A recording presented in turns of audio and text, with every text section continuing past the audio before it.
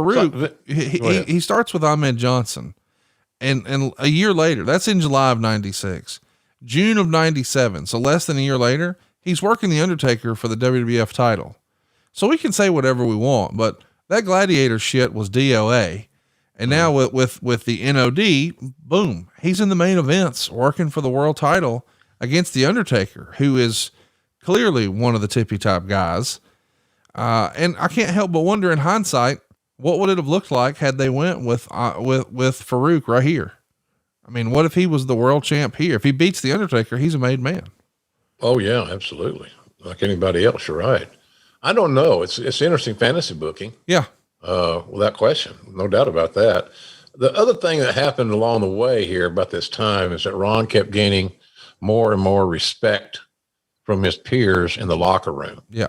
He knew how to conduct himself in a locker room that he would not have learned at the Acme Wrestling School. He's been in locker rooms, big time. He performed athletically on a high level many years. And so all that time, Ron kept gaining more respect from his peers, which would end up making him one of the more definitive locker room leaders in our company. And as for somebody that was involved in talent relations, as I was during that era, that's imperative. That's important. You can't give it enough credit because, I've gone to Ron 2 or 3 times or more than that, probably. I've done it with Taker a bunch of times. I need for you to talk to blank. I need for you to talk to so-and-so. I'm giving him this information. And if you don't concur with my assessment and my information, then you can tag out. We won't do it. But if you think I'm right and you think we can help this kid, this guy, whatever, then let's do that. I know that Ron his patience for Ahmed was strained, but so was everybody else's. Before we get to the Ahmed fight, because there is quite a moment coming, once Farouk loses to the Undertaker, he blames Crush and Savio Vega for the loss and throws them out of the nation. They go form their own faction, the DOA and the Los Boricuas, and Farouk is going to recruit more African-American members for the nation, including Rocky Maivia. And the 3 stables feud with one another throughout 97. In the summer of 97, there's once again a tournament finale for the IC championship. Farouk loses here. But let's fast forward. The end of 97, Farouk is having matches with Ahmed Johnson, but a story told by Mark Henry on the Steve Austin show indicates just how real things could get. As Mark Henry tells the story, Ron Simmons effectively ended Ahmed Johnson's career after Ahmed injured him in the ring. Henry recalled that Johnson put Simmons out for 9 months and that Simmons' payback was being put on the shelf. And then when he came back, he destroyed Ahmed in his first match back. Apparently Simmons had been telling people he was going to kick Ahmed's ass. He told Teddy Long and he told Mark Henry. And here's what Mark Henry said to Steve Austin. I remember it being a sellout. For those that don't know what a sellout is, I'm not talking about all the tickets in the arena. I'm talking about when all the boys are standing at the curtain and they're peeking through because they want to watch what's going to happen rather than watching on a monitor or being in the gorilla position. All the boys were watching, and I remember standing next to D'Lo, and D'Lo hated Ahmed. They even had a fight earlier in the year where D'Lo stretched his ass. Triple H had a run in with him, and he threatened to beat up Hunter, and he was going to make him. And D'Lo said, nobody's making anybody. And that's when they got in a fight. But D'Lo's standing there next to me, and he says, hey, this ain't going to take long. And it was a mauling. Ron ran through him. He hit his back on the ground. Ron stomped on his stomach. And when he rolled over and tried to get up, Ron kicked him in the ribs and broke 3 ribs. I mean, it was like watching a tiger or a lion or something attack a helpless animal in the wild. And Ron pinned him. And at this time, Ahmed Johnson was over as hell. The only person getting a reaction like him was Steve Austin. He was that over. And then 6 months later, he was done. He got killed off in one night. It was in one night when Ron Simmons came back and whooped his ass. He was run over and he was never the same. And he had to leave. He couldn't be here no more. And of course, the last match we could find where Farouk met Ahmed Johnson was November 15th at Madison Square Garden. Of course, Farouk won.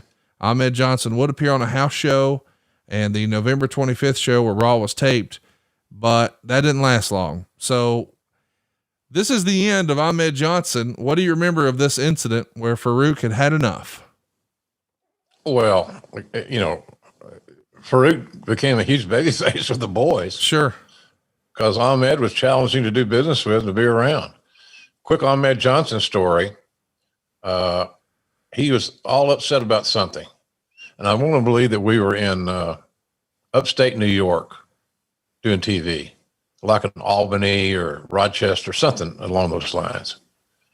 And I was in charge of talent relations, and he wanted to talk to me. So apparently, he put the word out that if he didn't hear what he needed to hear, there was going to be problems, referring to the meeting with he and I. And so, so I remember had the meeting. I had a little room there at TV, talent relations type room. And I can't remember how it came about, but but Charles Wright, the Godfather, came in to the meeting. And he came in the meeting because he had heard it could be an issues. Well, hell, you know, Conrad, I can talk a good game. Right. I can't defend myself against Ahmed Johnson. No. But I'm going to have the meeting. I'm not going to back away from the meeting because he's a talent. He worked the roster, and he should be deserving of me to listen. But Ahmed was a little surprised when Godfather came in and sat down because the jig was up, so to speak. We're done with you, Ahmed. And I think a lot of the guys, when Ahmed left, were happy. He was a high maintenance. I think we've kind of established that he's a little high maintenance. And the thing about it is that, you know, he's very insecure. There's nothing more insufferable than insecure wrestlers who believe that they don't have any hope. When I talk to guys about having a plan B, when I recruited them, Conrad, you know why I did that? Because how are you going to react when you're toward the end of your run, or you see the handwriting on the wall, whatever cliche you want to utilize, that it's almost over here. Right. Your run is almost over. Have you saved enough money to live? Are you prepared to do something else for a living? Or are you going to get in the desperate state that I don't know what I'm going to do? Right. I'm going to take shortcuts. I'm going to do things I normally wouldn't do, which could be talked about drugs or anabolic steroids or whatever the hell the case may be. But the most insufferable people to be around in wrestling, then, now, and forever, are those guys that wake up one morning and realize, wait a minute, where did time go? I should have saved more money. I didn't need to buy this luxury SUV. I didn't need to buy this great big house. And how many Rolexes can a guy look at? Right. Type thing. And so, but that's what you get into when guys don't have a plan B. If you got a plan B, at least psychologically, you have a little bit of a net. But if you're one-dimensional and you're a wrestling guy and this is all you do, and you see that you're at the end of your run, it could be a very obnoxious, tiring situation. And I don't think any word describes it better than insufferable. So that's kind of how I look at that deal. And I might be wrong about it, but you know, that working with a guy like Watts, you know, Watts is a big businessman. He saved his money. He taught me a lot about stuff like that. And then Vince, same way. McMahon's a good money man. And he took care of his people in that regard to make sure that we had the chance to make those same decisions. But Ahmed was just, he was just no fun to be around, man. He had a hard time telling the truth. You know, I heard a story that I can't remember how it went, but something along the lines that his dad was a member of the Kansas City Chiefs, talking about the Chiefs earlier in the Super Bowl this weekend.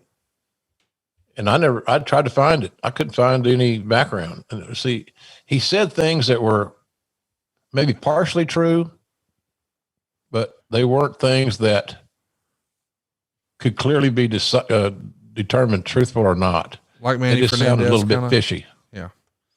So when he left, there was no celebration and there was no parade. I think there was relief that finally a real negative element had been removed from the locker room. And sometimes now the politically correct people today and the HR oriented folks are going to say, well, JR, you should have intervened. You should have done this, should have done that. Well, we shouldn't have hired Ahmed. Ahmed got hired because guess what? He was black and looked like a Greek god. But his personality was not conducive to a total team effort. And man, I'll tell you something, as you pointed out, Conrad, for a while there, Ahmed Johnson was over. Oh yeah. Big time. Oh yeah. Big time over. And so, the guys made fun of his triceps. Allegedly, they were enhanced with some sort of implant or something. Hell, I don't know. How would I know? Look at me, implant. I'm a, fat fucker. I don't give a shit. I don't know what it is. I don't know what all that.